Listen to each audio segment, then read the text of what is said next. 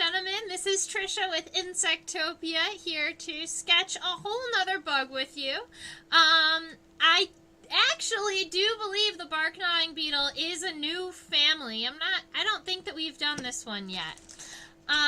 So it's called a bark gnawing beetle. This individual was collected in Rio Rico in 2015.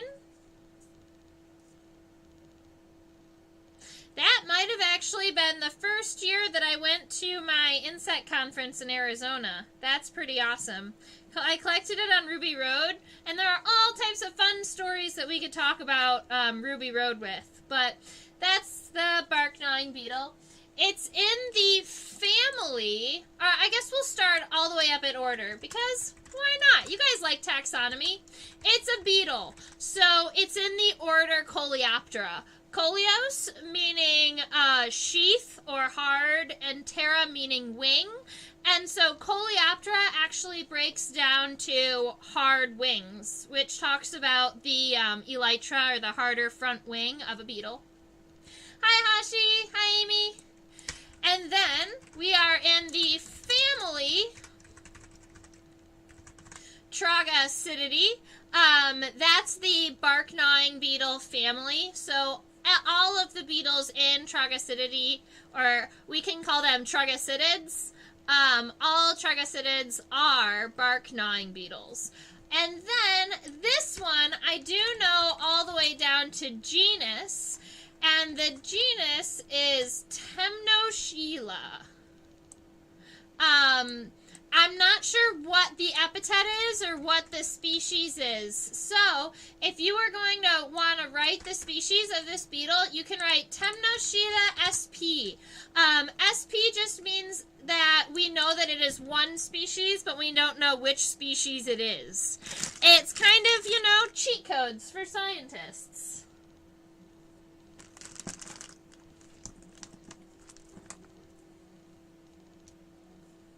Yes, and it's shiny. I know that we've kind of, leaned away from doing real metallic because it's really hard to color and journal, but I decided to do this one because I think she's beautiful. And, I was actually going to do this. I have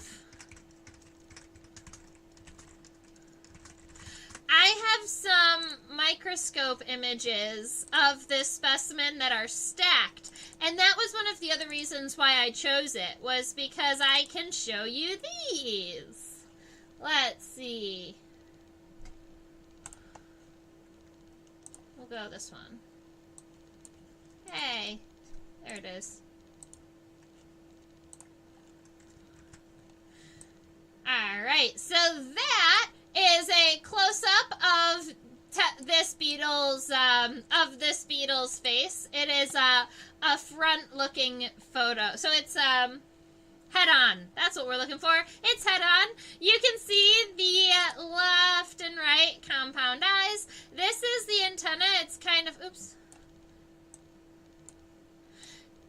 The left and the right compound eyes. This is the antenna. It kind of fades away into the distance, but you can see those mandibles, and you can tell why they're called bark gnawing. Can you imagine the amount of power is behind those? And then they just chew and gnaw at wood. Yes.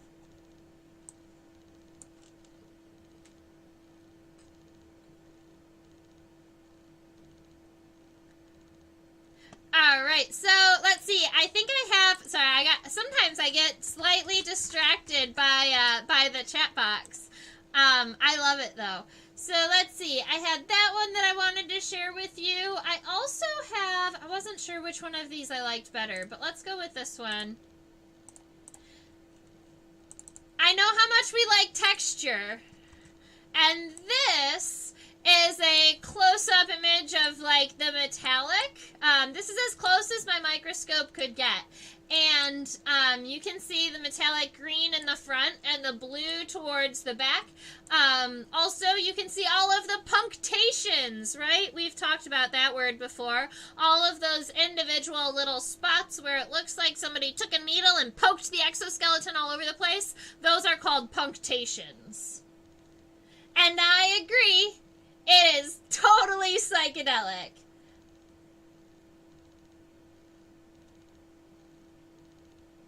I can totally hear them chomping. You saw a real passenger pigeon specimen? Where was that?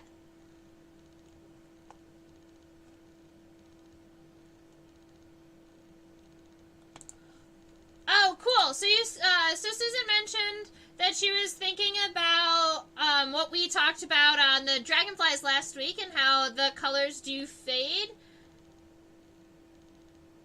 I was at a neat little National History Museum in Vermont, and they had a bunch of donated local insect collections. Oh, that's really cool. And so I guess your the insects that you saw, were they brightly colored, or they mostly faded out?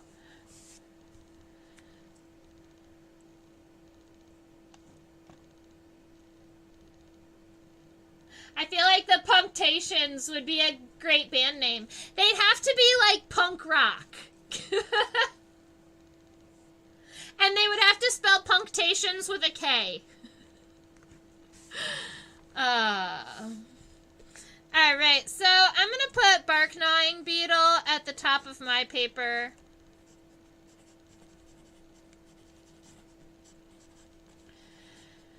And then after that, I'm going to just skip all the way to the genus Temnoscilla.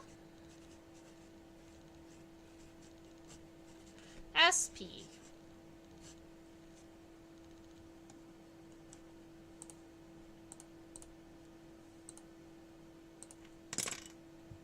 Hi, Deb. Welcome. You're not horribly late. We were mostly just, we went over the taxonomy of our beetle, and then we we showed a couple of microscope images and talked about a little bit about color.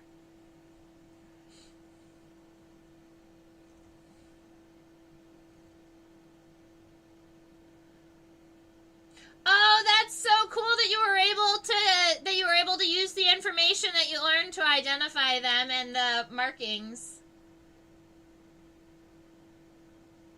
Is there an H in Temnoscilla? Yes, it is SCH. Hi, Akshay. Welcome. It's nice to have you here. Alright, so Temnoscilla is the genus of our beetle, and yes, I accidentally wrote it without an H. Is that why you said that? Whoopsies.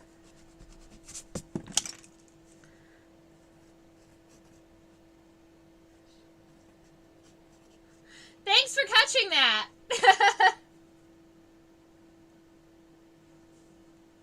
Oh, that's awesome. Right, so, because this beetle fits completely under a microscope, the other fun thing that we can do is get a measurement for it. So if I was measuring from the front of our beetle's head to the back of the elytra, in centimeters, the beetle is 1.32 centimeters. 1.32 centimeters.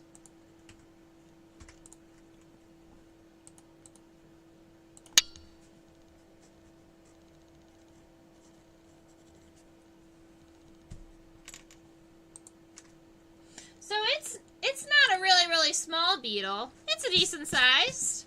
To find these, a lot of times you have to break into wood. Because this one was actually found in Arizona, I believe I found it like in a dead cactus piece.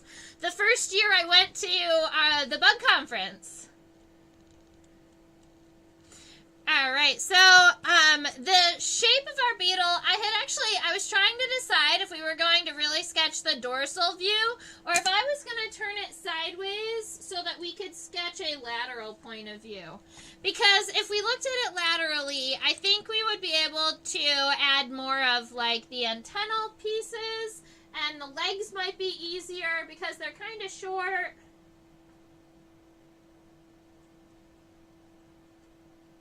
Yeah, I vote that we sketch it laterally.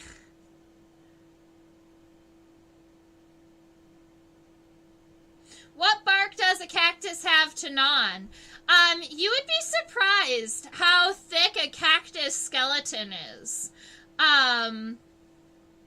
If you've ever gone, alright, so if you've ever gone to, like, a pet store and you were picking up, like, the cool little hides and things, and you see the tube that, looks almost like a wooden fence. It has, like, all of those holes in it, and it's a tube.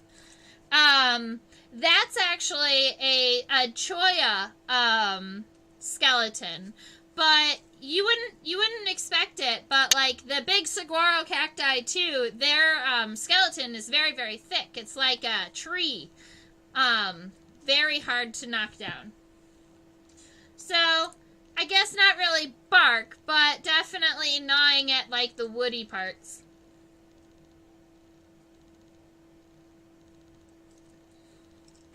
Alright, so I guess I'm going to be turning my paper to sketch it this way. That's fine. Alright. So with the head, our head is downward facing. Pronathus? I believe Pronathus is facing down.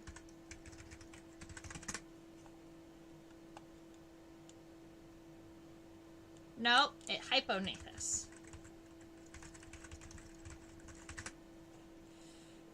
Yes. So he would be considered Hyponathus because his mouth parts are facing down. I'll go ahead and write that word out for you.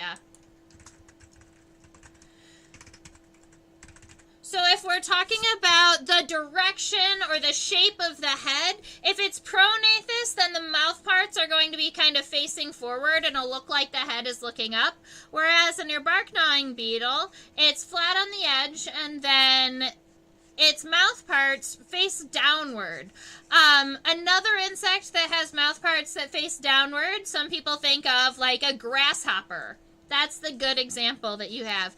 And that is a head type that we call Hyponathus.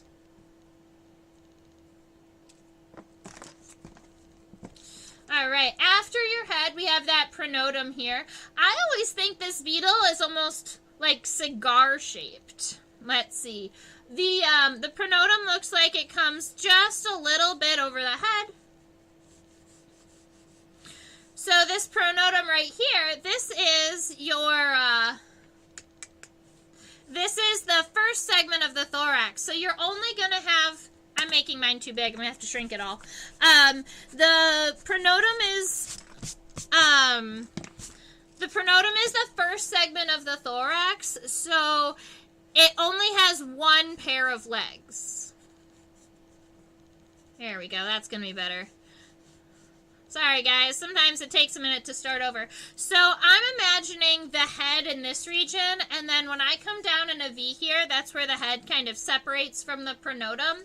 But if you go a little bit above that angle and you put a line here, that's going to be your lateral line or the edge of your beetle. And you can almost make a very light line all the way across if you want to follow that.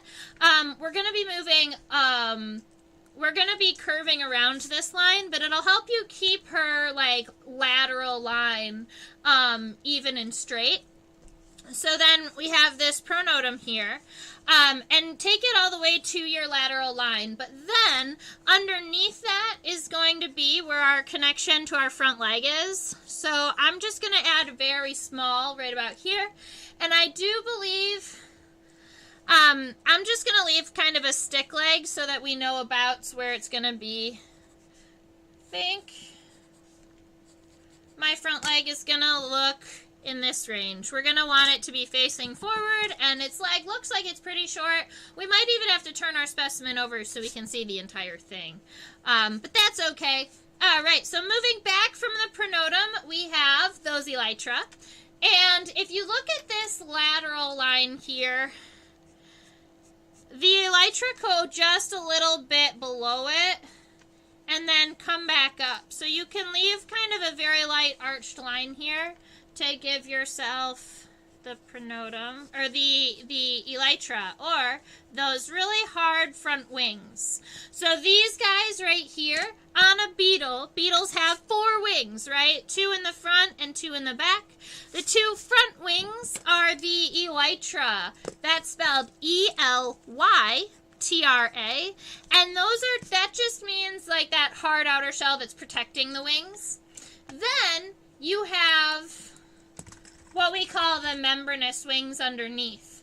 Now, we can see a little bit of our beetle's membranous wings right here, where they're kind of untucked from the body.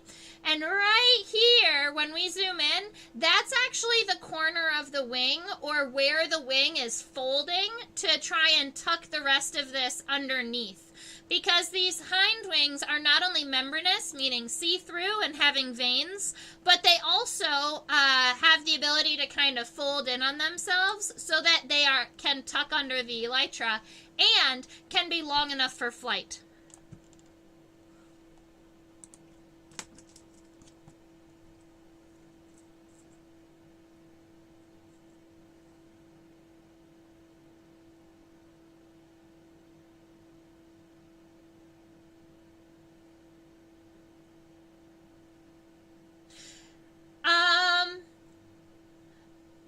So the question was, there's a lot of juicy cactus flesh around the skeleton when it's alive, although you'd think he would eat that.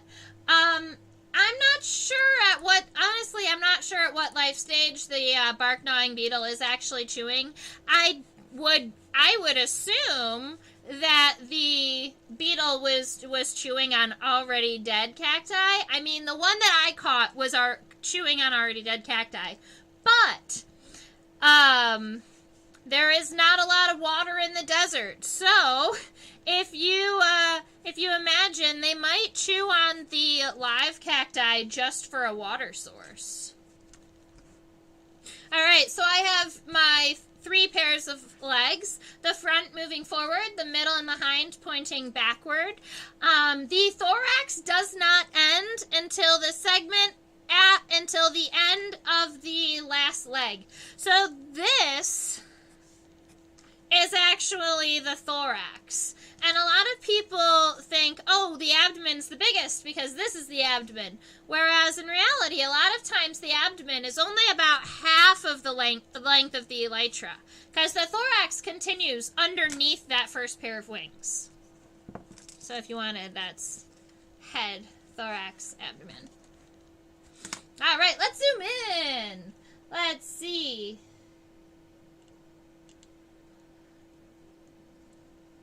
I wonder if the word gnaw comes from that root. Good question. I'm not going to try to do the metallic look. Yeah, I haven't practiced too much of my coloring. That's something I still need to work on. So I mostly stick with line. But if you all have tips for me, that is awesome too. I always read the chats. So let's see.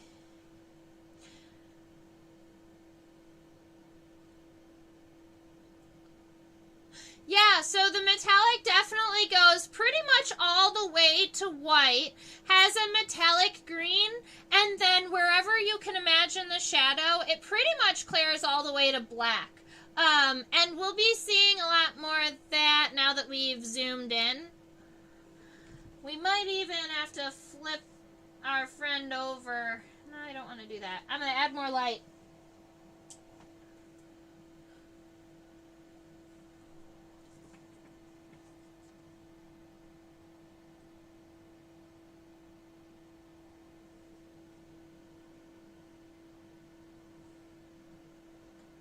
It's wild to me how the compound eyes just have the ability to blend into the head like they're not there. But I promise they are right there.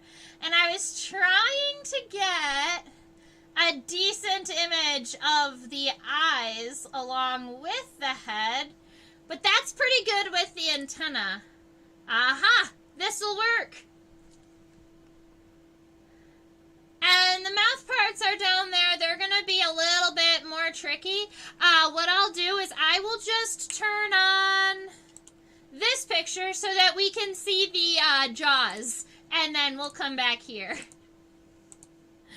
So, now that we are all zoomed in, you can see right about, I want to get Terry out here. Okay, right about here, there's this little point that kind of goes towards the head, and that's going to be where I'm going to start, because I think that that's a characteristic that should keep me even and straight, because that is the end of this line right here.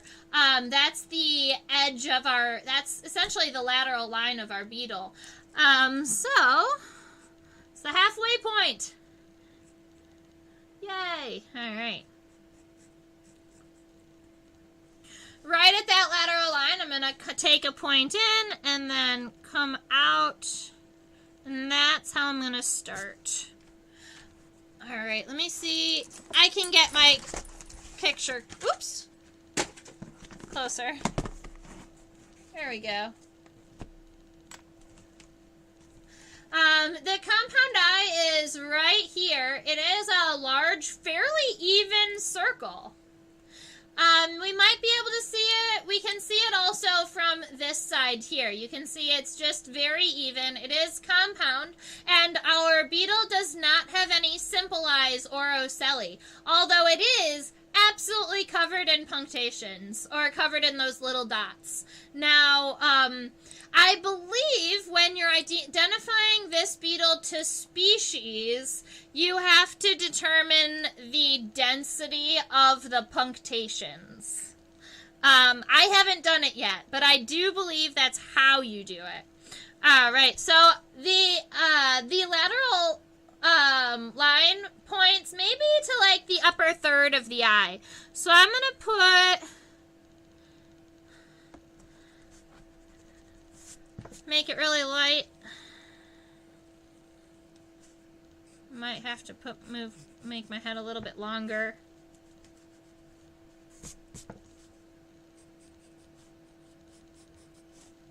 Yeah, something like that. So I'm going to go ahead and make this eye a little bit more solid. I'm pretty happy where it was before it touched the front of the lateral spine. I don't know what you want to call that.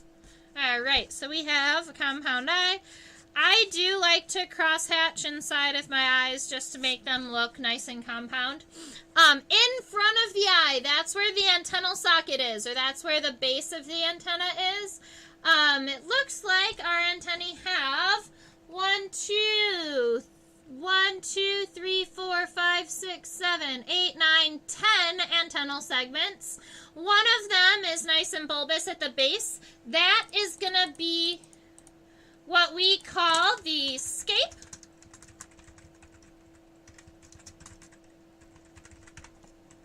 So when we're doing antenna, the 3 scientific words that you might need to write down as we're sketching are scape, pedicel, and flagellum. The scape is this first segment right here. It's kind of bulbous. There's this little bit of an arch in the top of the exoskeleton. So I always add a little bit of an arch here so I can kind of so it can show that there's kind of like a ledge there. The base, or the scape, is pretty wide for an antennal segment. And then the next segment is actually really, really small. The and it's called the pedicel. Let's see.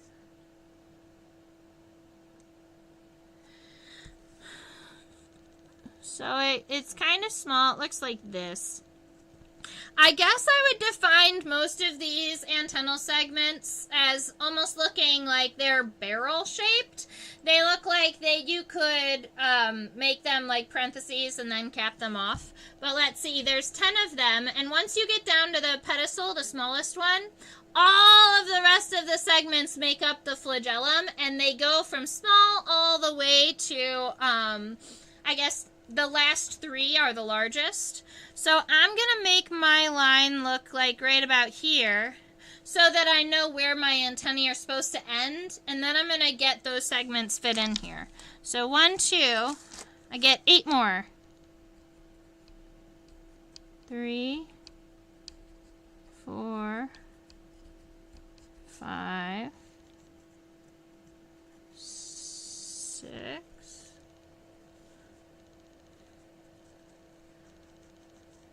7, 8. 1, 2, 3, 4, 5, 6, 7, 8. Wait a minute. I miscounted. I need 2 more in here. 1, 2, 3, 4, 5, 6, 7.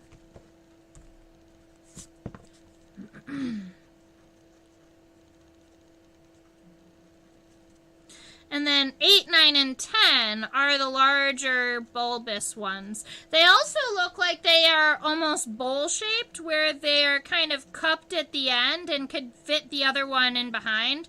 So those last 3 segments almost, I wouldn't say that they create a club, but some beetle taxonomists would probably define that as like an enlarged end, or they might talk about the last 3 segments and their size in comparison to the others. So it's good to have that all figured out here. Taking our head and just pointing it forward, we do have mandibles up here. So what I do when I'm leaving space for the mandibles is I kind of cut it off like this. That's going to give us like the upper lip essentially. And then I'm going to round this out. I'm going to make it a little bit more narrow, less enlarged than I had originally, because I've made it a little bit longer. I think that'll fit the shape better. And then the mandibles, you can sketch as these kind of bent triangles. And the mandibles do have the ability to kind of overlap one another. So if you'd like, that's what they look like.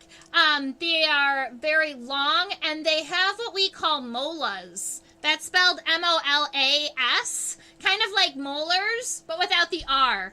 And they do the same thing our molars do. So beetles have molas, and it's at the base of their mandibles where you can see they are kind of chew on the top, but then they have, I'll go ahead and draw it for you.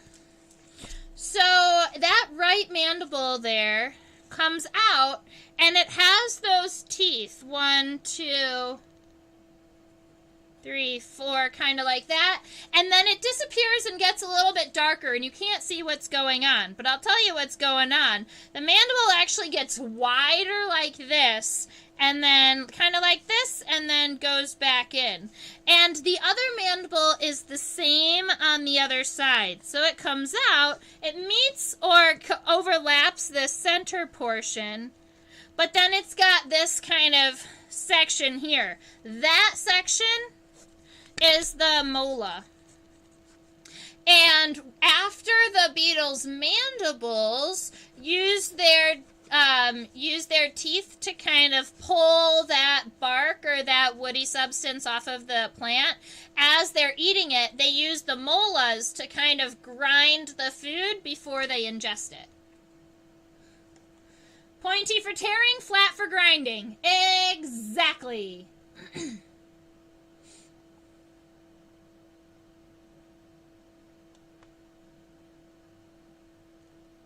Yeah, exactly. So there's a whole lot of old crusty portions for saguaros and for choyas, especially all of the dry choya bits that fall to the ground.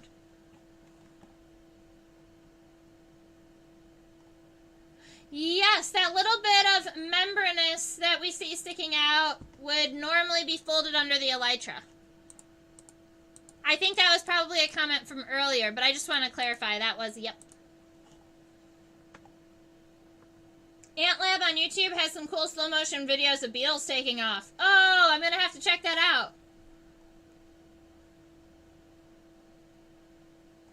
Yeah, there are a good number of of beetles that'll have kind of like a shelf underneath their, a shelf over their antenna.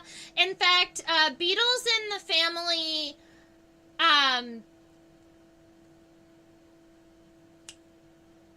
darkling beetles are known for having a shelf and their antenna coming out from underneath it. In fact, the shelf that protects the base of their antenna also goes into their eye. So it looks like their eye is kind of kidney shaped because the shelf kind of goes over it. Do they add saliva or some sort of beetle equivalent to turn it into a mashy pulp? I'm just thinking it might be hard to swallow something if it's dry. That's a wonderful question. I am not sure if beetles have this beetle has any type of like regurgitative fluid to help with digestion.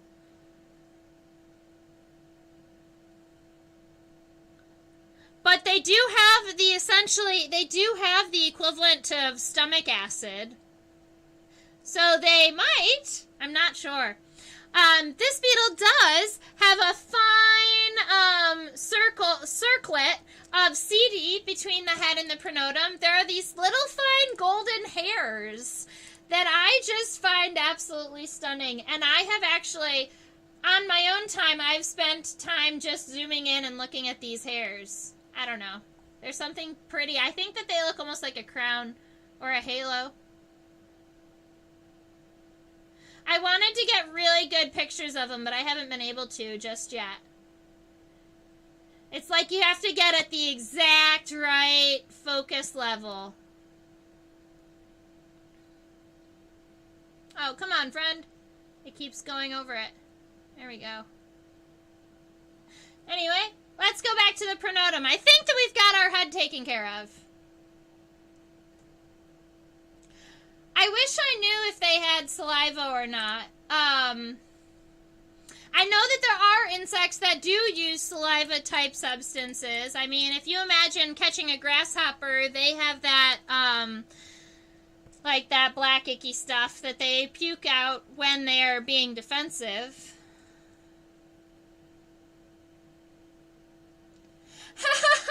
That's true. It's almost like he has a circlet of hairs around his head. Aww.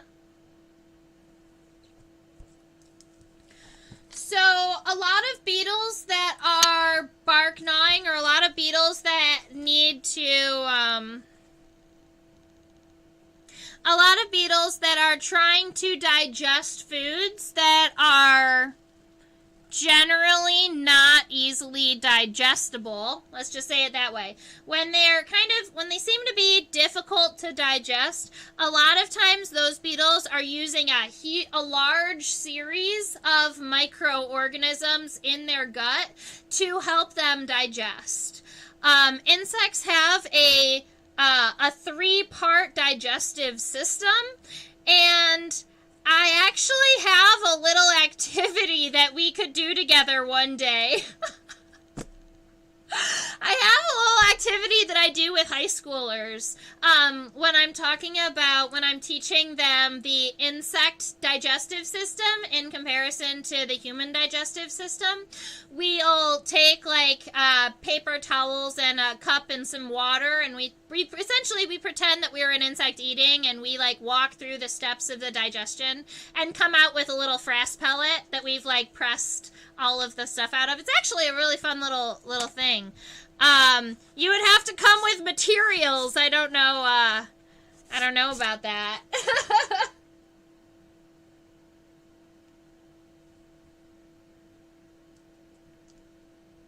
Yes, now I want to know more about the insect digestive systems. We might have to do that.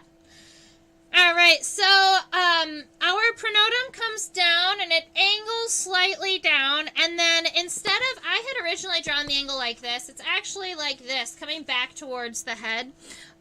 It's also not even, not super straight there. You can see that, maybe I need to end it just a little bit earlier. You can see that it kind of starts higher and then rounds down. And then that line is the line that goes to the center of that point here. So that is your lateral line on your pronotum. And then if you imagine the light was coming in from this direction, I imagine that you could do the brightest point here and then work your way out from there.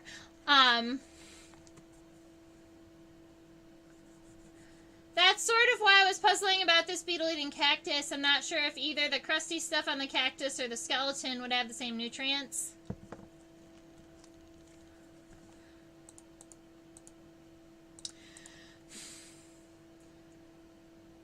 I know that this beetle is regularly found in Arizona. Look at its feet. Let me look into it really quick.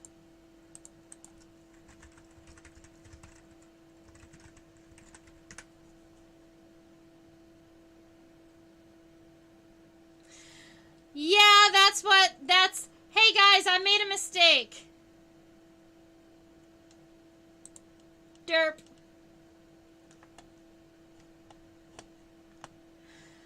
Yeah, whoops.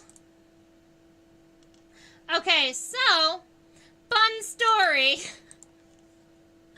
They're called bark-gnawing beetles. They are called bark-gnawing beetles, but they don't actually chew on bark. Or a plant material at all. They're found around woody debris and under bark, and were first believed to have fed on the plant material, but then people learned that they are actually predators, and that they are feeding on the beetle grubs that are feeding on the woody bark remains. I'm sorry, guys. I feel bad. I was like, something just feels off, and I needed to look it up. So, they're called bark-gnawing beetles, but they eat other beetles.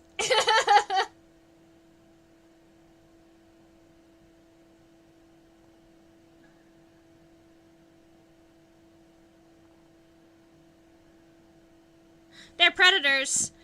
Alright, so, I want to move my microscope down so that we are looking. But that's even cooler. Alright, awesome. Alright, so I want to get to our legs, and because they're all folded up underneath the beetle, I'm just going to flip her over. I said her, but I am not sure what the gender is. I'll clarify that.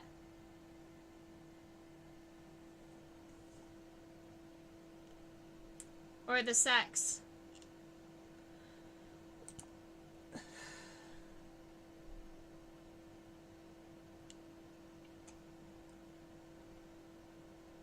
Look at those tarsal claws.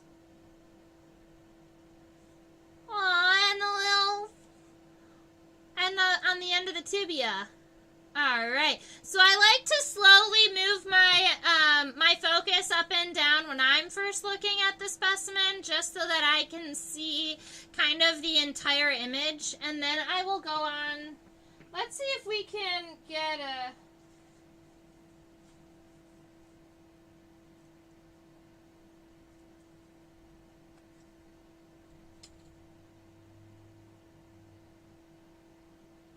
No.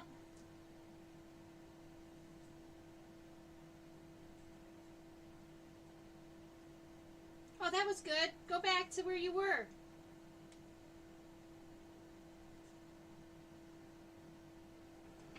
Cool, let's do this way.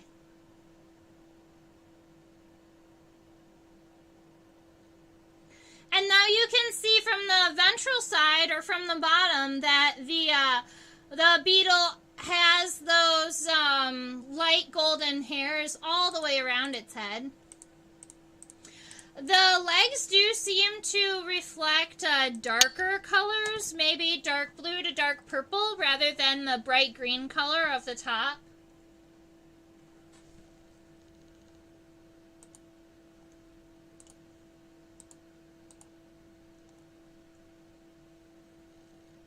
Alright, so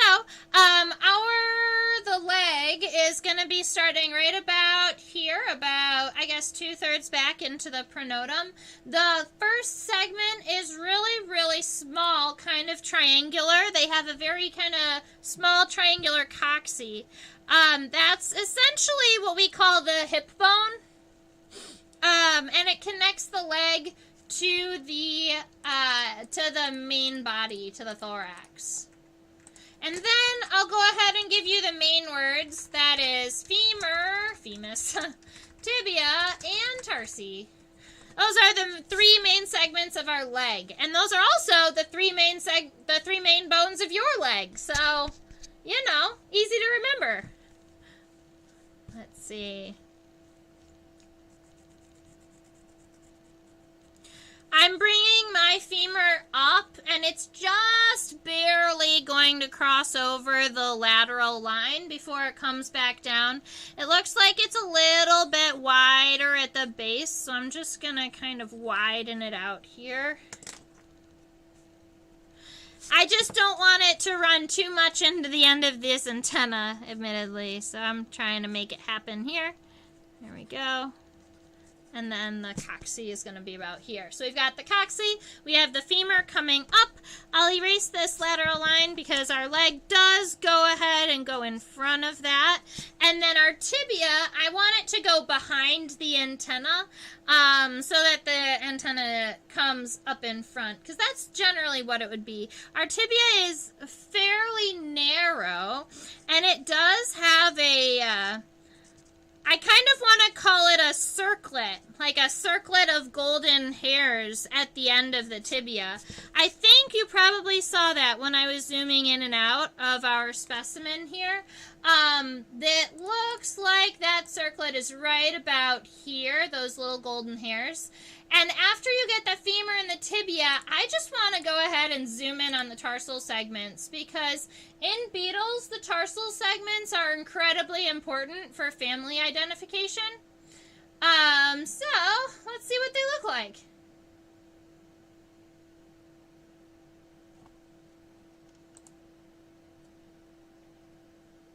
Need more light. There we go.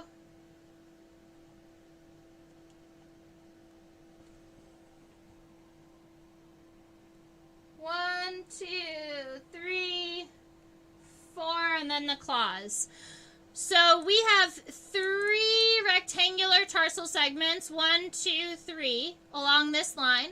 And then the 4th one comes out as wide triangular, and she has 2 fairly large tarsal claws. They remind me of a raptor. They're pretty big.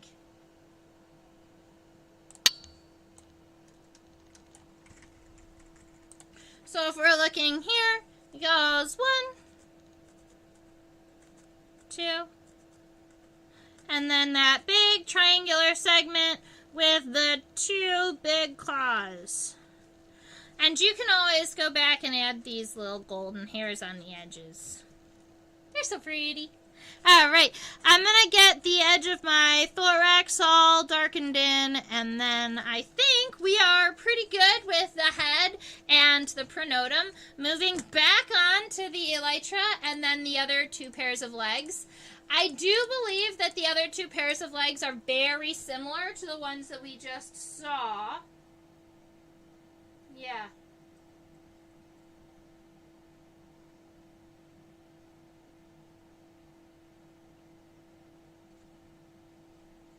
Yes, they are all very similar to the ones we just saw, so we shouldn't have to turn our specimen back over.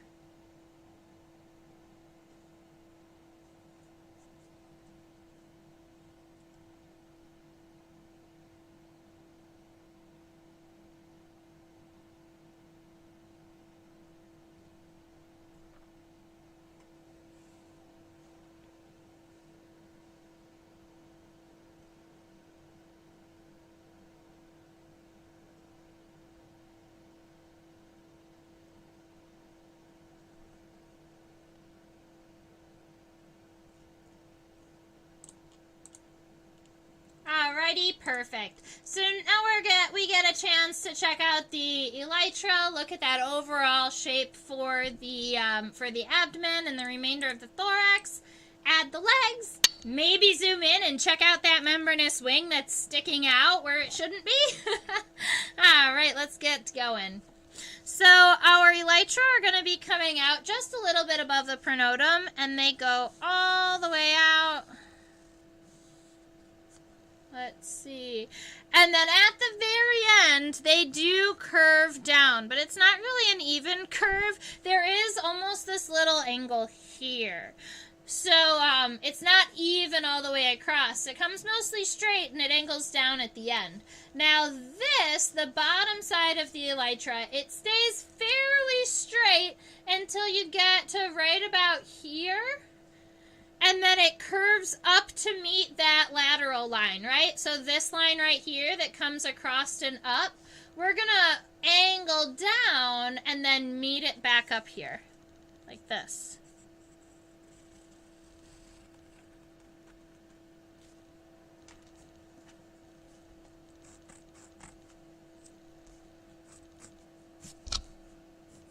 There we go.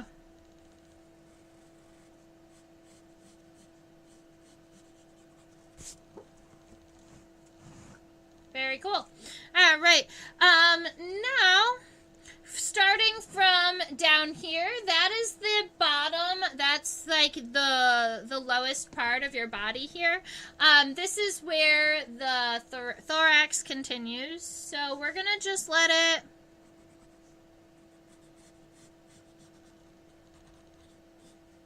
It is going to come in just a little bit, and I made it angled like that, but I'm not sure that it is going to be, I think it's more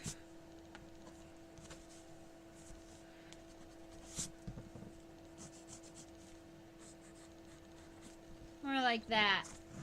All right, so we have the coxa, the femur, the tibia, and the tarsus on the tarsi on this leg too.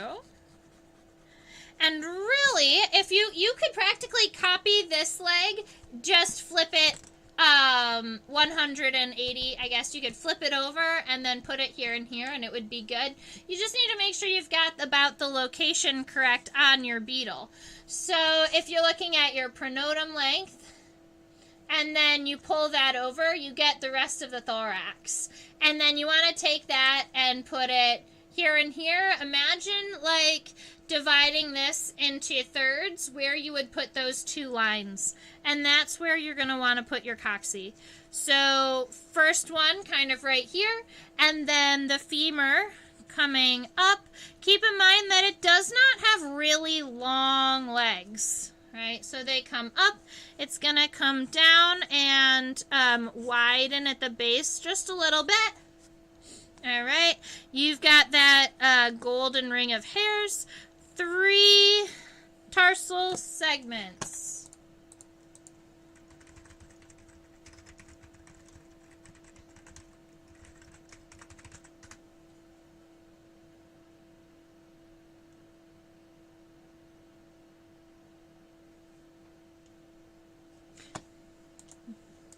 Not 3?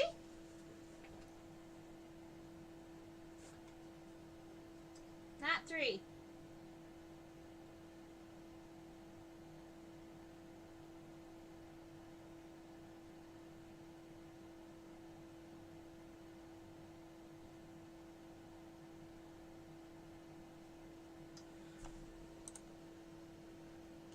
Not 3. The tarsal formula for troglodytes is 554. So I think what I ended up doing was I had counted the 3 and didn't include the space for the, there were 3 kind of triangular segments, but then there are 2 that are kind of formed into this circle right here. The tarsal formula on troglodytes is 554. Sorry, sometimes tarsi are a little bit more difficult to count, so I do like to go ahead and look up the formulas sometimes, make sure I've got them right. So when you're looking at a tarsal formula, you put dashes in between it. The first number is the number of tarsi on the first leg. The second number is the number of tarsi on the second leg, and then the third leg. So you've got 5 segments, and 4 segments. And we can zoom in on the final hind leg so that you can see how the 4-segmented tarsal formula appears.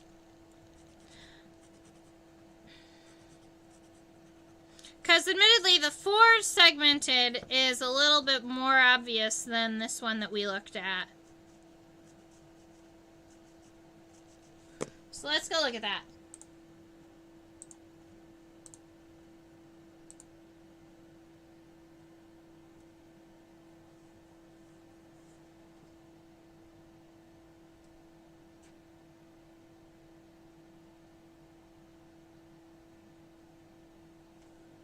Alright, so this is our hind leg tarsi, and I think we're pretty good about seeing this one. So right here, there's a very short tarsal segment, and they have these cute little yellow setae again, these little pads on the bottom of their feet.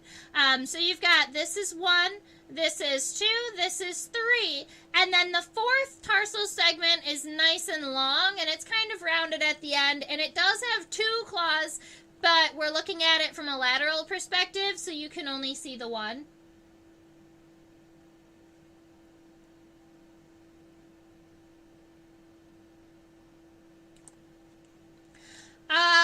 Gargi asks, any known functional benefit between the tarsal segments? Why do they have different numbers?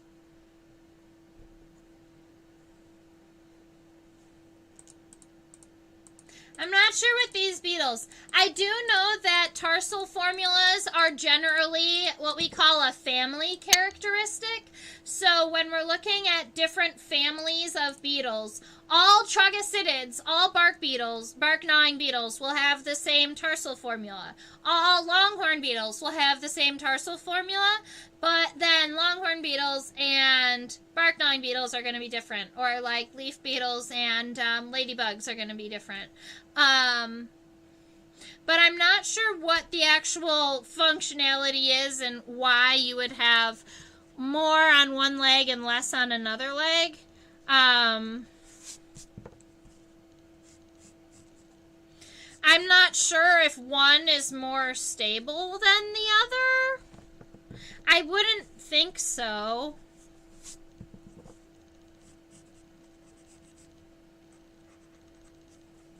One of insects' great mysteries. I'm not sure.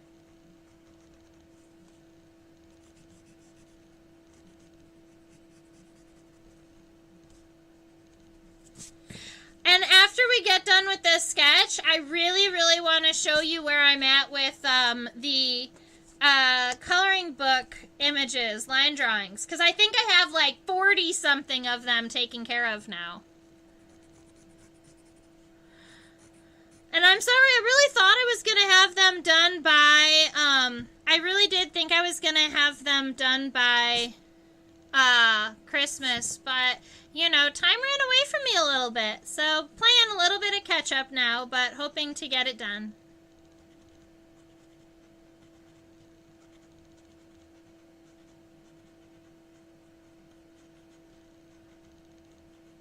I wonder if the, oops. Alright, so something that I could have done better, I might even just fix it,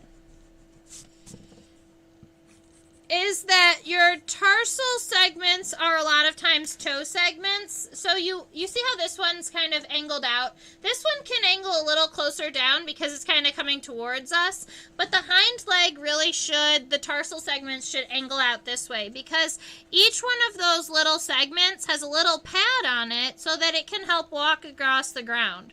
So a lot of times they're going to angle closer to like this so that those tarsal claws can be against the ground.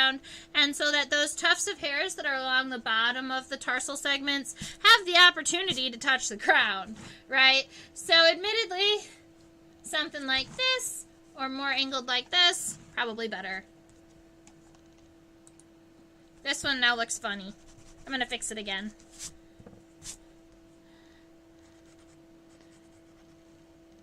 This is new a new type of paper, and I'm not sure I love it yet. It's a little bit thinner than my last sheets. So, I haven't put a hole in it yet, though, so that's good. We tried. Okay.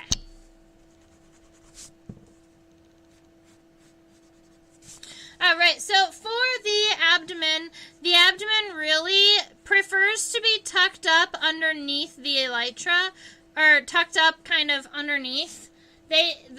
In this family, you don't really end up with like large bulbous abdomens. So as you can see here, the abdomen pretty much disappears underneath the edge of the elytra.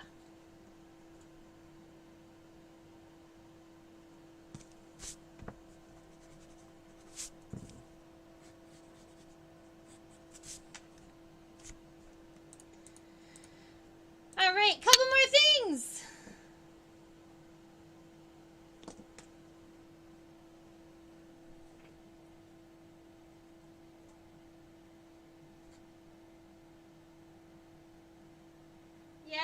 Yes.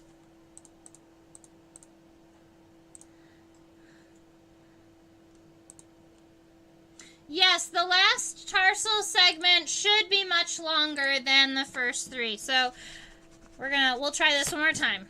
I knew that there was something odd happening with this hind leg. We're going to go again. So the first three are nice and short. And then the third one is probably 3 times as long.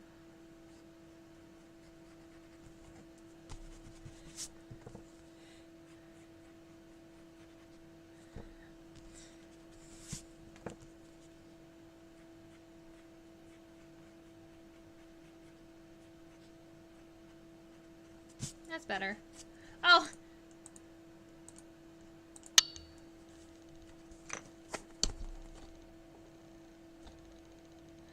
I think that's gonna be where I'm gonna leave it, is something like this, where you've got the 3 small ones. I probably will go back and fix the middle leg, but this is where we are at right now. I am actually very proud of our sketches that we can do together in essentially an hour, plus or minus some minutes.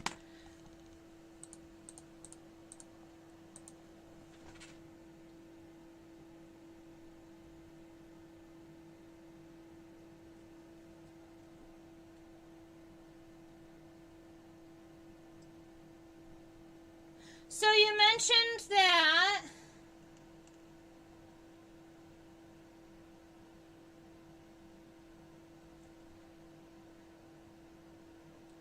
I wonder if tarsal claws get dulled over time by walking around the ground.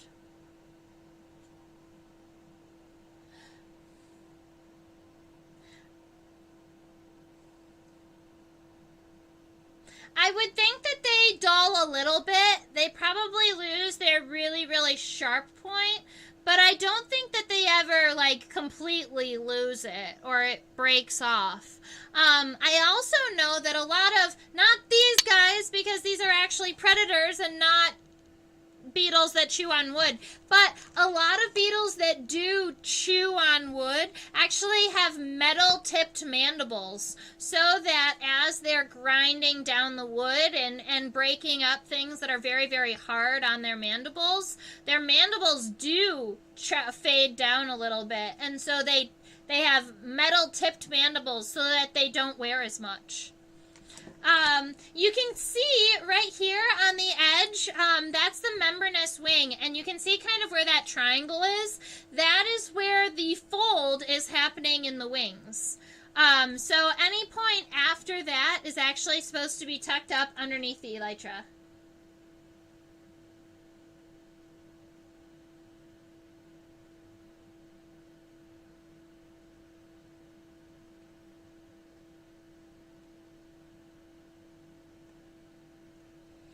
All right, perfect. Well,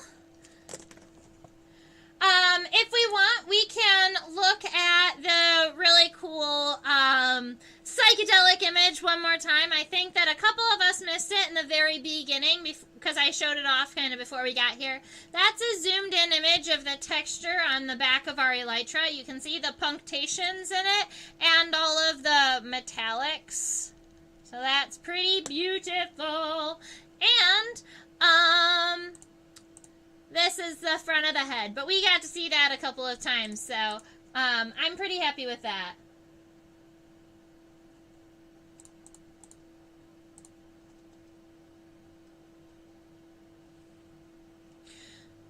He said, oh, maybe a Just So story about how the bark-gnawing beetle got his name, where the grub-eating beetle is very vain about his name. That's hilarious.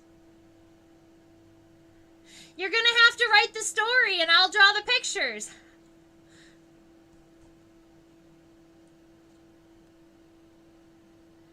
All right. Or we could work together. Yay! All right, so I'm pretty happy with our bark gnawing beetle here. Doop, doop, doop, doop, doop, doop. Here we go. He's pretty cute. All right, and I did want to show you some of the progress that I have on some of these sketches we made together over the little bit of time. So I'm going to switch over to this view where we can see the images just a little bit bigger, or a lot a bit bigger. There's the beetle. He's so cute. I love him. All right. So, we've got these guys, the frog hopper and the leaf hopper. I didn't do the incline of their heads, but their whole bodies, I think, are pretty adorable. We've got tree hopper and the plant hopper. So, those are all four of the hoppers. The frog, leaf, tree, and plant hoppers. Then is a really awesome tarantula hawk, right? This is the pepsis, and I even did the incline of the head because we looked at the front-on view and checked out its mouth part and this really cool, like, tongue-like piece that we saw, and I wanted to get that in there, so I left it. So that's our tarantula hawk. The western leaf-footed bug, this one was a lot of fun, and I especially really love the hind leg that looks like a leaf.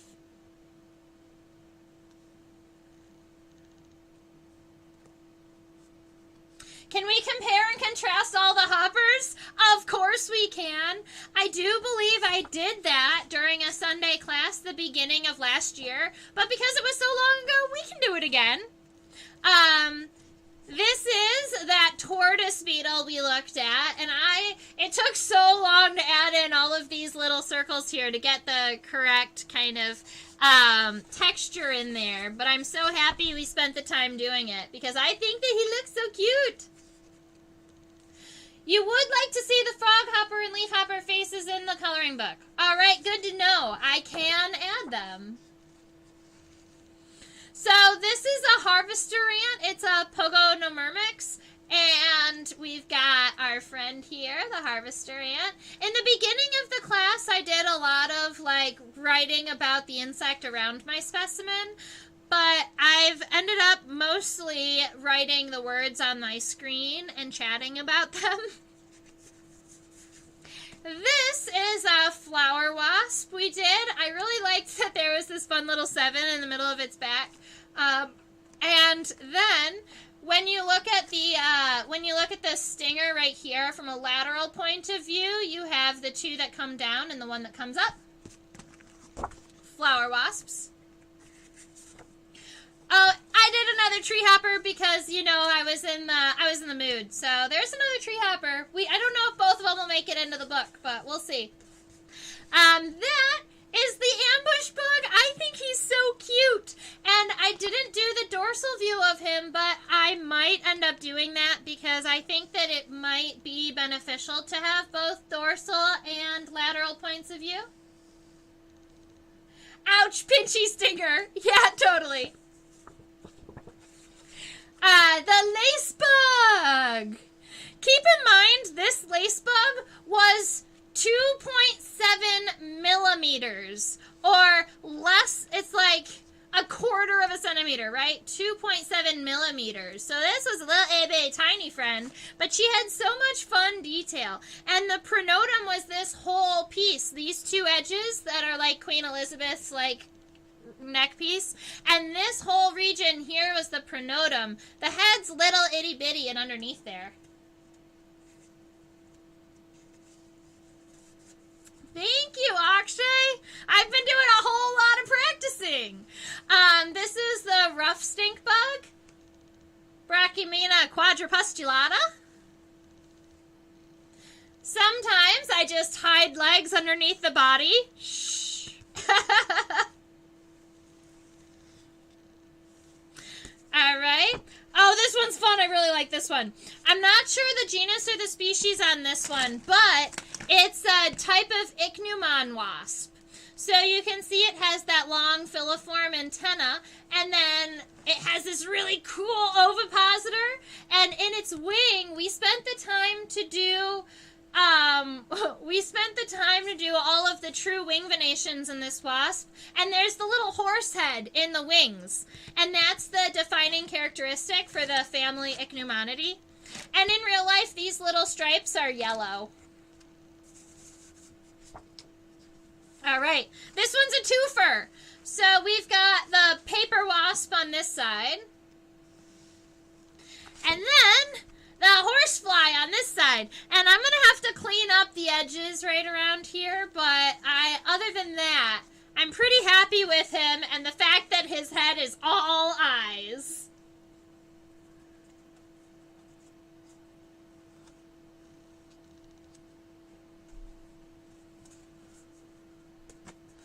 Wait, I missed this one too. Yeah, some of these, let's see. No, the Ichneumoniid wasp was on YouTube. This one, the rough stink bug, was actually part of one of my scientific illustration classes. So I'm pulling from more than just my YouTube classes. This is a species of velvet ant. It had these curly antennae that I loved. And it's I believe it's the Daisy mutilla, because it has the two spots on the abdomen. Oh, this one was fun. The Dobson fly. I feel like, so the week I was drawing Dobson flies, I drew it 3 times for my scientific illustration class, and then once with you guys. So I had a good amount of practice on this one, and this is the one on the other side of the paper that was not chosen. I think this one has better, oh, you got to do this one. Good. Oh, yay, thank you, Avea. Let's see. Oh, this guy, he's a spider. He gets to go in there.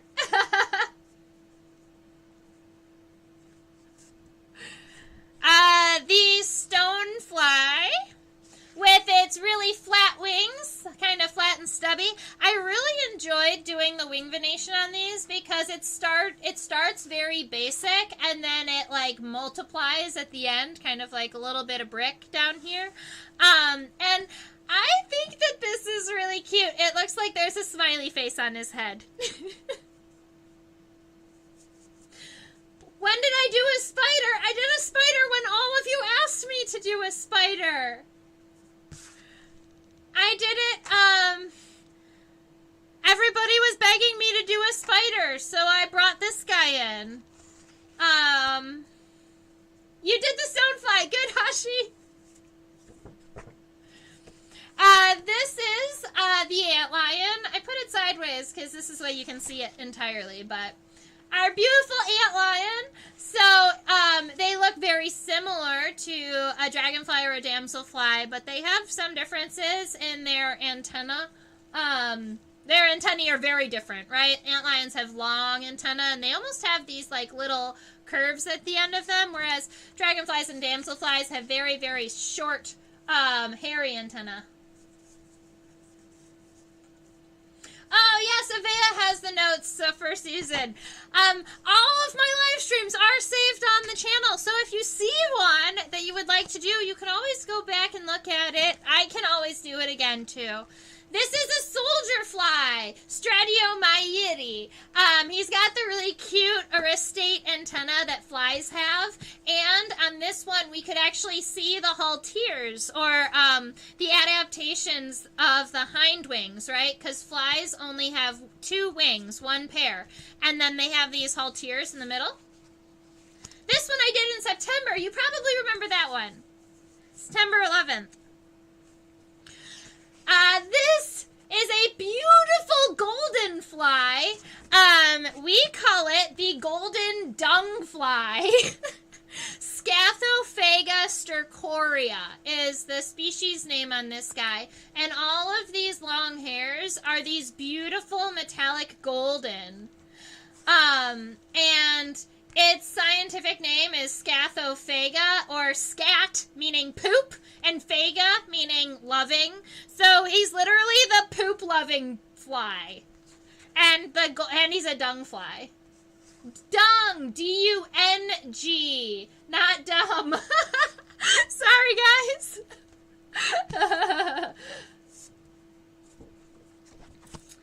This is a tiger beetle, the 6-spotted tiger beetle.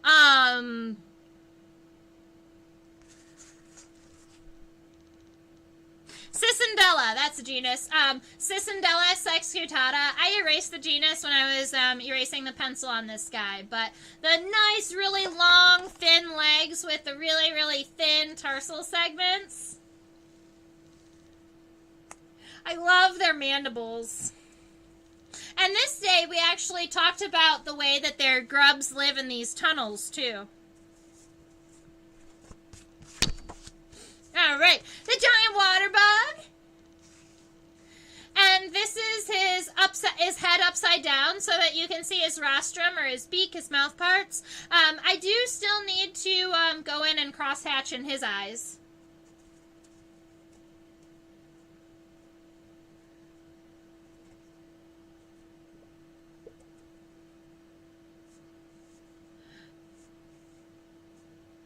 That's so cool! They were playing peekaboo with ants. Oh, that's adorable. So I had a friend who collected tiger beetle grubs, and he would fish for them. He would, I don't know, use a little string or a little worm. I'm not sure exactly. I wasn't there when he did it.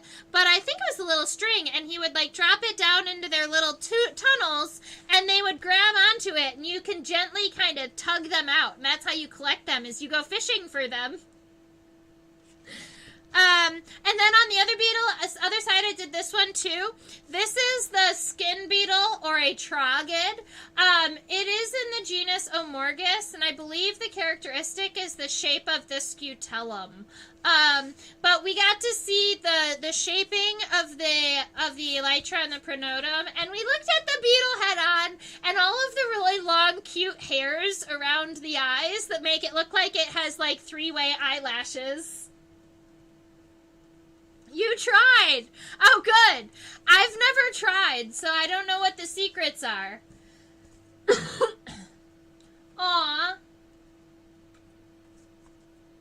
Omorgus is pretty. I have to agree. And she's got these... it almost looks like she could wink, but she can't wink. Sorry, babe, you can't wink. This is the goldenrod soldier beetle.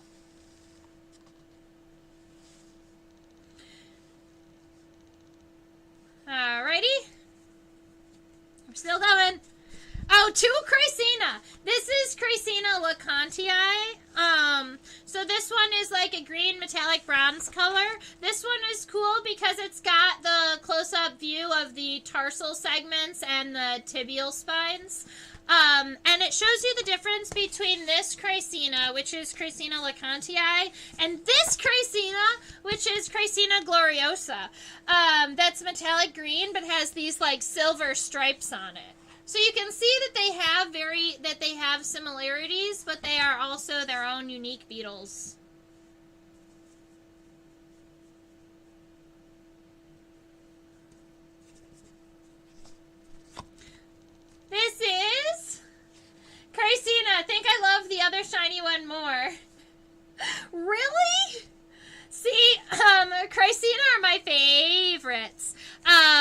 I like Chrysina gloriosa. I love Chrysina lecontii. I think my favorite is Chrysina woodeye, which is not one that we have sketched. Yes, the glorious jewel scarab. All right, this is a rove beetle. And he's got these short elytra so you can see the top of its abdomen.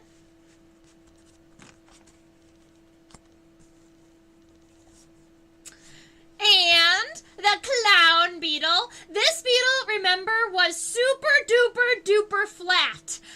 You can find them in like little clusters underneath bark. Their family is Hysteridae. And then this is what they look like. They've got these kind of shortened elytra and these weird shaped abdomens. And they've got these really cool kind of finger-like tibial tibia. And you could see their little trochanters, so I think I made sure to point those out when we were talking about them.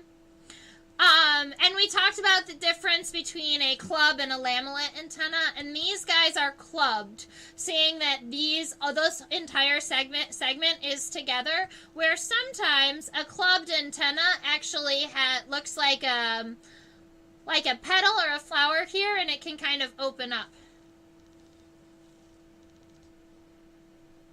Clown beetle. You know, I'm not even sure why they got the name clown beetle. And I looked it up and I couldn't figure it out. I'm not sure where they got this common name. My only guess is that because they're so flat and they can fit so many of them into a small space. Maybe it was a reference to like a clown car. But that was my best guess. This is our Iomoth that we did. So, we did the Iomoth with half of the side with wing venation and the other half side with color. So you could see both what it looks like on the venation side and what it looks like on the color without it really messing with either side. My favorite is the pleasing fungus beetle. They are pleasing. I have to agree, they are pleasing. I'm not sure if I've done the pleasing fungus beetle for the book yet. I don't think I had chosen it yet. This is the monarch butterfly. I might pick a different one for this. I've got a new monarch butterfly sketch that I think is better. So this is the monarch butterfly that I have so far, but it might change. There's a better one, I think, coming up. This is a cockroach, because we have to have at least one roach in the book.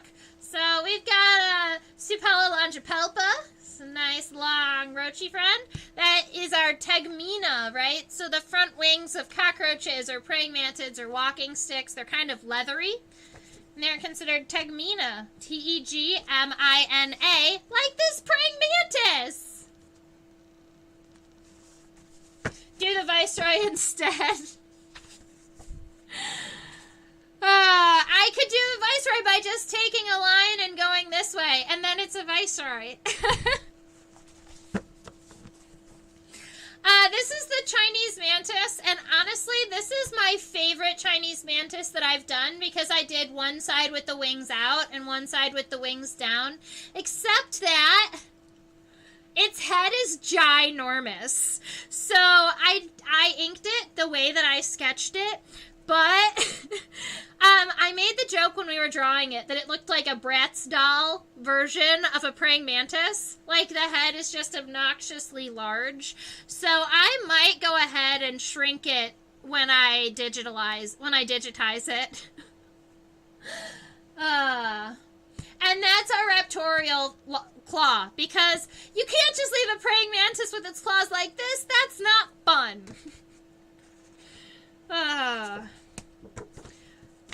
These two we did recently, so I believe you guys were here for these. These are November. Neoconocephalus, this is that Katie did, the cone-headed Katie did, with the eye all the way up here and the mouth way down here. This one is definitely hypognathous, right? That mouth part's definitely facing down. The really big jumping leg, along with the wings that look like a leaf, and this long ovipositor, or this egg-laying device along the bottom. Yeah, so that's what I figured. Yay, with its wings open. So we have his,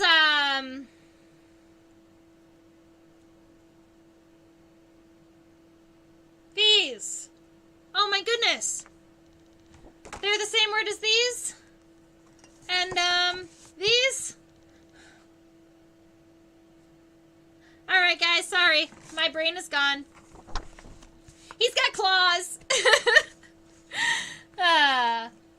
And they eat detritus. They're detritivores, so anything dead plant material, dead stuffs. Green bottlefly. Cersei! Cersei, that's the name for it. Cersei. Thank you, ladies and gentlemen. See, I can teach you so you can reteach me. That's all. The green bottlefly with the dorsal version of the head, along with the cute little aristate antenna. And the aristas look like little feathers, so they look like antenna all to themselves. And a zoom in of these tarsal claws because they have what we call a peduncle peduncle. They have this single hair in between their tarsal claws. Word for that. Wait, is there a difference between a mantis and a mantid? No, they are the same. I use them interchangeably. Just think Game of Thrones. Cersei, that's funny. Oh, that's great. This is our mantis fly. So it is a neuropteran, or yes, it is a net-winged insect. It's got these large raptorial front legs, these really cute kind of fluffy antenna, this kind of ribbed pronotum. So this one was a really cool, fun one to sketch. We're almost there to the end. This has taken a minute, guys.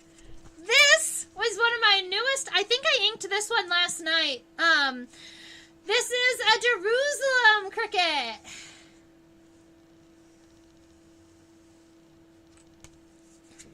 And our walking stick buddy with that really thin front leg so that when he does stretch his legs front and together, there's a space for his head. And I just went ahead and drew these lateral lines for that band on its legs.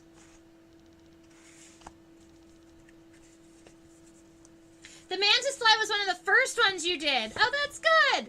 I hope that this brings back all of the positive memories. This is a giant water bug, and I guess I did 2 of them. I don't remember doing that, but alas, there are 2 of them.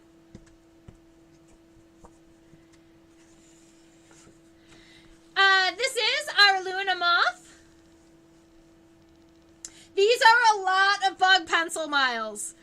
Yes. And you guys, I live stream 2 illustrations for you per week. I also teach 2 scientific illustration classes to kids per week. So I end up with 4 to 5 bug illustrations a week, and I did that all year round. So there's a good number of duplicates, but I've gotten a lot of practice in, and it has been absolutely wonderful, and that's where I'm at. So the stack looks like this right now, and I don't think we're at 50 yet, which was the goal, but I think we hit 46 or 47. So I'm picking and choosing I'm picking and choosing the last couple. Here's some ones I'm considering. The white-lined sphinx moth. I think this one would look really cool in ink. I would probably just do the edges of the hairline so that people could color them in if they wanted. That's the white-lined sphinx. This is a bark scorpion. So, we don't have any scorpions in the book yet. I don't know how much I love this one. I've only drawn one. This is the only scorpion I've ever drawn. So, I'm considering doing it again. Just so that I could see if it would improve at all. this is how he's going to stay. I like how the tail is going over the body, but I do wonder if I drew it smaller and I left the tail elongated, if that would make me happier. Susan, you say I need the scorpion. Do you like this one? Or do you think I should draw it with its tail open? Do you know how many times I've gone, ooh, that's my favorite. No, that was my favorite. That makes me so happy. It has eyes on its back. You have to excuse it. Let's draw the scorpion again. Okay, we can do that. What about a scorpion fly? Did I not? Oh, yeah, and the centipede. I was considering the centipede, but I think if I do the centipede, I have to add legs onto it. And the legs of a centipede scare me. I will admit, I've been drawing 4 bugs a day, 4 bugs a week for a year now, and I still don't want to draw the legs of the centipede. So, it might have to get pushed off to volume 2. All right. You mentioned a scorpion fly. Did I not have a scorpion fly in here?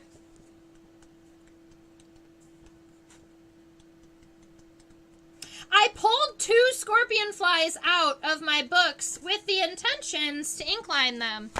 And because I'm not seeing them... Oh, look at this ladybug. How cool would this ladybug look inked? Oh.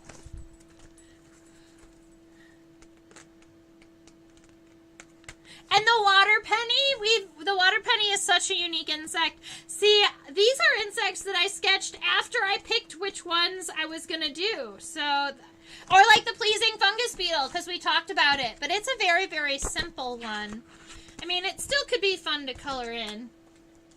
I'm looking for my scorpion flies, because I know that I had pulled 2 of them out, and it makes me a little not happy. Makes me a little sad that I didn't have them in that pile.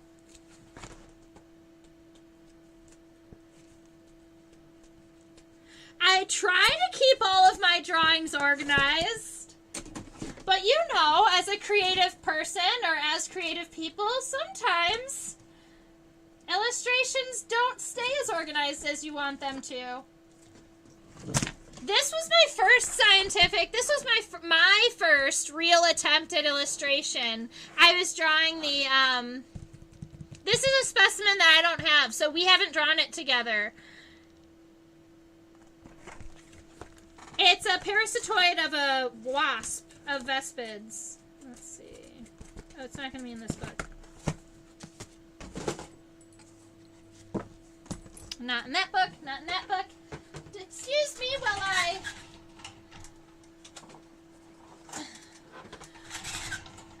get my other books. Because I was trying to decide between 2 scorpion flies. And it's possible that I didn't pull them out of the book because I hadn't decided which one I wanted to do. But if I do find them, then I can show them to you and ask you which one is your favorite. And if not, I'll have to ask you next week. Oh, there's one. Oh, I know where it is. I know where it is. So there's one scorpion fly. And the other scorpion fly is on the back of one of these sketches, which is why we didn't see it.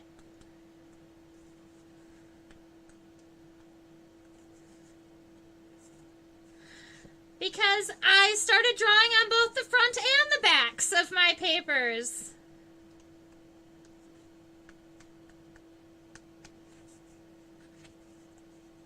Thought it was here. There it is. So there's this one. I like it for, I don't know. All right, so there's this one, and then there is this one. This one is a little bit larger. I think that this one is a little bit more manageable. I think it also might be more, I like the head more. And I like the legs of this specimen, but I really like the tail on this one. And I like this piece. So, I haven't decided. Which one do you think? Strepsiptera! Susan, thank you. That other guy guy that I drew that had the weird antenna and the crazy wings looking thing, that's a strepsipteran. The other guys that have halteres, exactly. It's unnerving when you roll the desert up to reach behind reality. Yeah, sorry about that. I'm reaching into the depths of MySpace. So what do you think about the scorpion flies? Do you think you like this one better, or do you think you like this one better?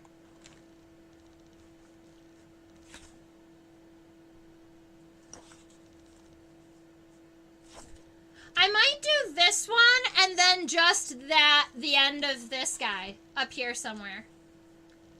What do you think?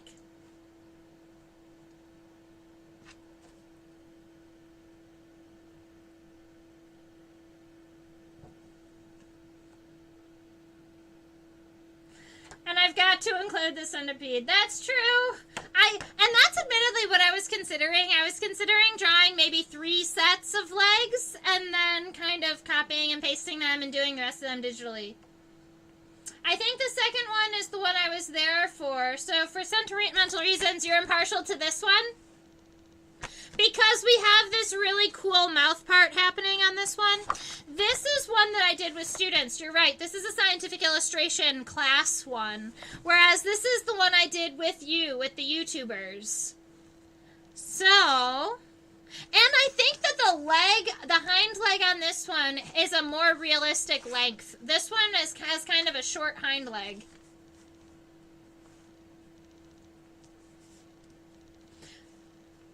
We can do this one. So I'll go ahead and put this one in with my pile of ink lines to do. And I think that's what happened why I ended up with 2 giant water bugs is because I was supposed to ink the other side. Silly Trisha. Alright, since I've been, sharing fun things with you for the last little bit of class, I'll go ahead for one more. But the mouth is clearer on the first one. I guess that's true. This is the second or third time I drew a scorpion fly. I think that when I drew it with you guys, it was the first time I had done it. So, there are things like, I think that the back is a little too smooth. I like a little bit more segmentation coming down. I might just have to draw a new one with the features that I like from both of them. I don't want to, though. I want to pick one.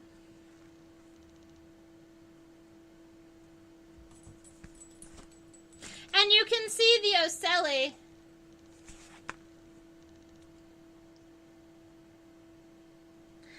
Are they the same specimen?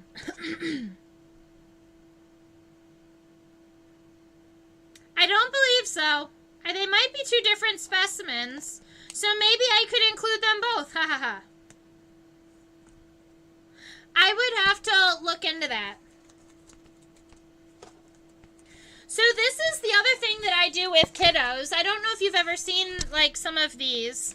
When I'm talking with kiddos, instead of doing the scientific illustrations, sometimes I do something we call weekly insect studies or junior bug club, where we choose a type of insect and then we kind of dive down into it. So this was the day we talked about roaches, and we talked about how they were mimicking, how some of them mimic click beetles and some of them mimic poisonous ground beetles.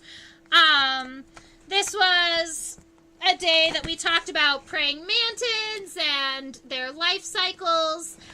So these are some more sketches. I do 3 or 4 of these a week where I do them in marker, and then we go through and we talk about every, a different type of insect every week.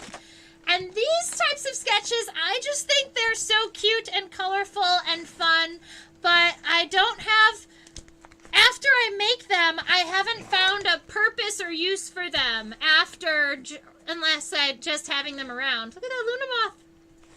Yeah, so that's some of the other kind of fun things that I've been doing over. That's the New Zealand glowworms and how they turn through their life cycle. Oh, and this is a really cool, I loved loved this angle because this is the damselfly mouth, and so this is like what it looks like from underneath, and then when it opens, and then you've got all their little foods like little copepods and little mosquito grubs and little aquatic mites. Aww. All right, I think I'm done.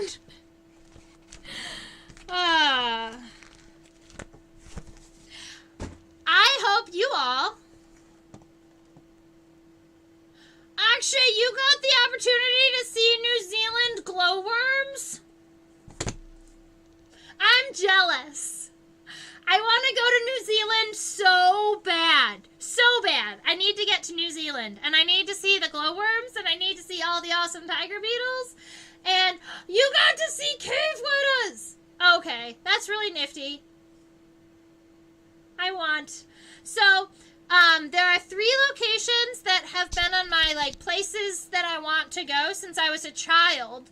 And those 3 places are Alaska, Brazil, and New Zealand.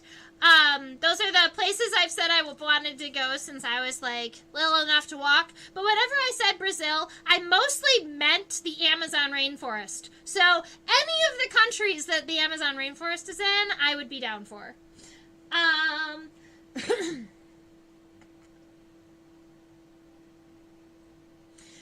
Susan says that she likes how I adapt my sketch style for the purpose. Oh, well, thank you. Yeah, it goes from very trying to be, like, scientific and trying to get things accurate and, like, understandable. You know, I think that if you add too much details, it can convolute some of, like, the things that you really are trying to focus on.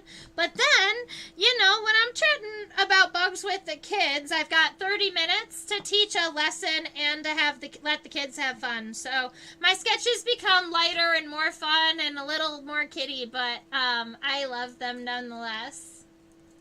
Did you play the game Amazon Trail as a kid? Of course I did. On the computer. I think that I had, like, a demo version from a cereal box, though. I think once I got to a certain village where I had to trade something, I couldn't get past that village. But the game Amazon Trail was so much fun. You could go spear fishing. But one of my favorite things to do, obviously, was to take pictures of the butterflies. And I would spend a crazy amount of time taking pictures and throwing them away to get the perfect image of the butterfly when its wings were open. Because, you know, the photography in that game was like, you had to take the image and then it screenshot right there at that time. It was so much fun. Exactly. All right, so I think we are getting ready to close up. I have had so much fun chatting with everybody. Thank you, and Akshay, and Caitlin, and Gargi, and Vea, and all of the other. Hashi was here for a while. And Deb, thank you everybody and Amy. Thank you all for hanging out with me and for getting this sketch done and for looking over some of the inclines that I've done. I'm really, really looking forward to getting them digitized into a computer so that I can build them out. I did get that contact from our friend in Germany too, so it looks like they may be willing to translate my coloring book into German so that they can have some for their classes too, and that would be great.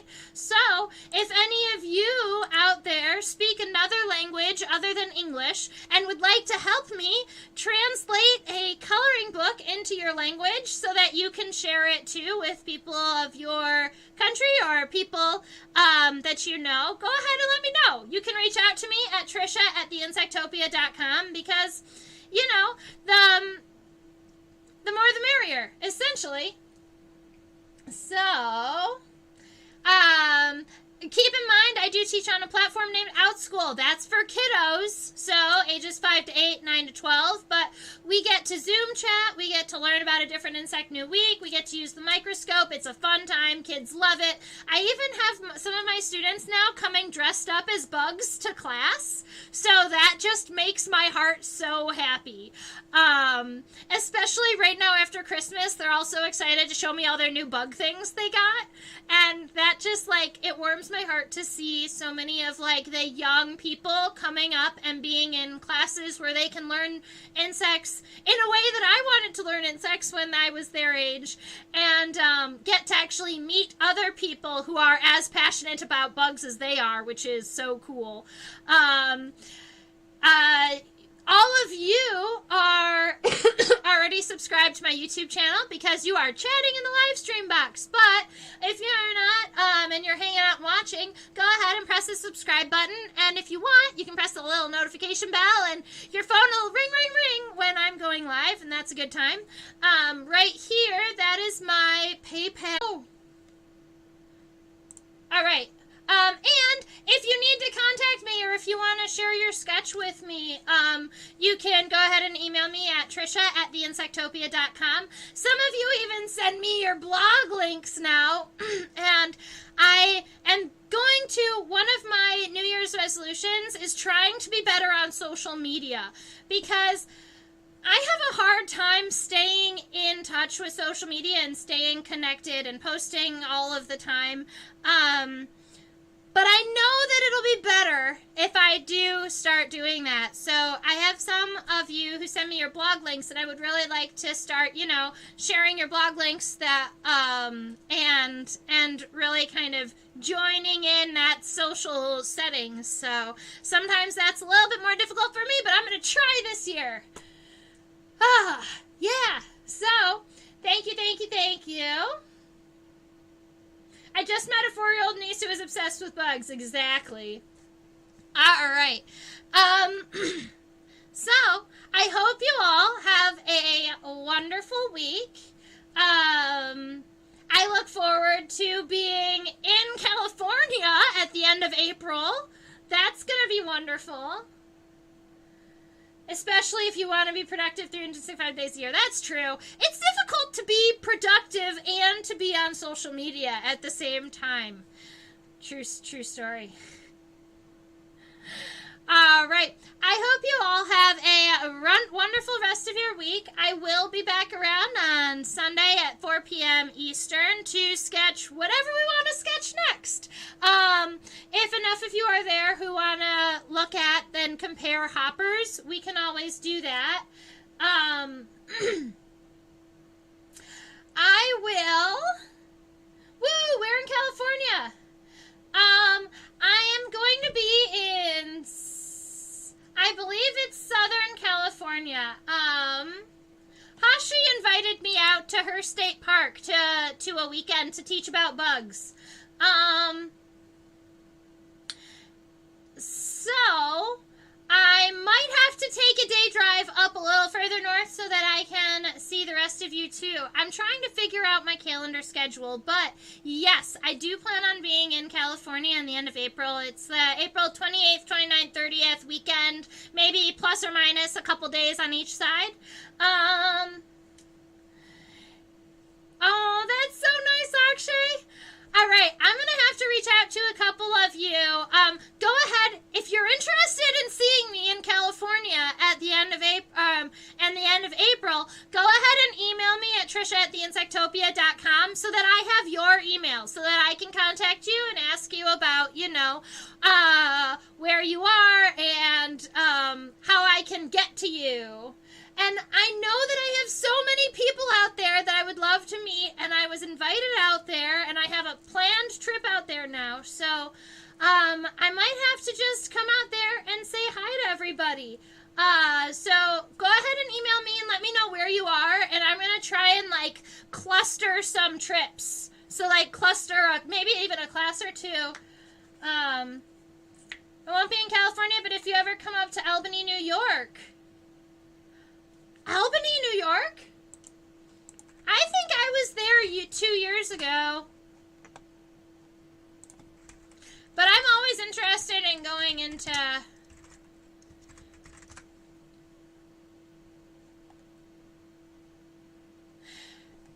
I am in the process of planning, trips and stuff. So I'll have to see what we can do about that. Albany, New York is on the way to Vermont and New Hampshire, and I have not been to either of those states.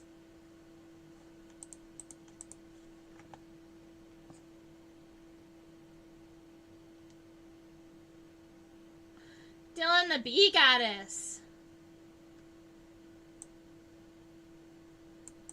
Periodical cicadas take over Hudson Valley. Ah, yes, 2030.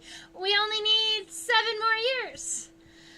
Yeah, I just have finished.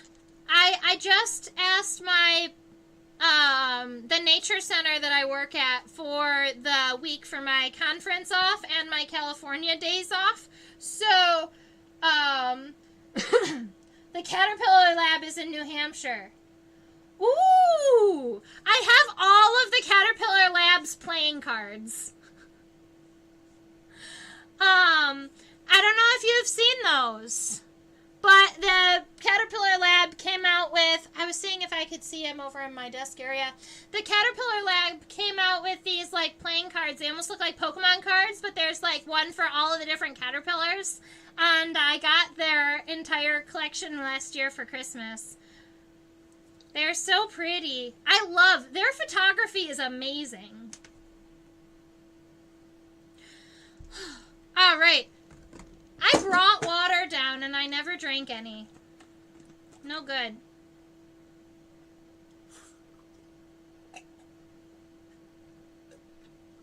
Wow. That is amazing.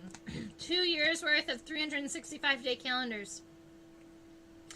Yeah, that's a whole lot of work. And they are good at staying active on social media. They have all types of followers and stuff. I haven't seen them on TikTok yet, but it wouldn't surprise me because on Facebook they have the short little videos where the caterpillars are crawling around.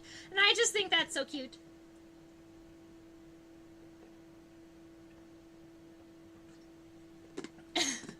You know what? I can be lured. That's the thing that I can do. When in 2021, I took a 6-week solo road trip around the country, and I had asked a bunch of people if they wanted bug classes, and I didn't get any of them lined up, but I had a great time traveling all around the country collecting bugs every night. But... Oh, Susan, don't join Facebook. If you've made it out of that craziness, don't go back. All right, I think I'm going to sign out. It's closing in on midnight, and I've got an early day in the morning. So, again, I hope you all have a wonderful week. Stay happy, stay healthy, and stay buggy. Bye, ladies and gentlemen.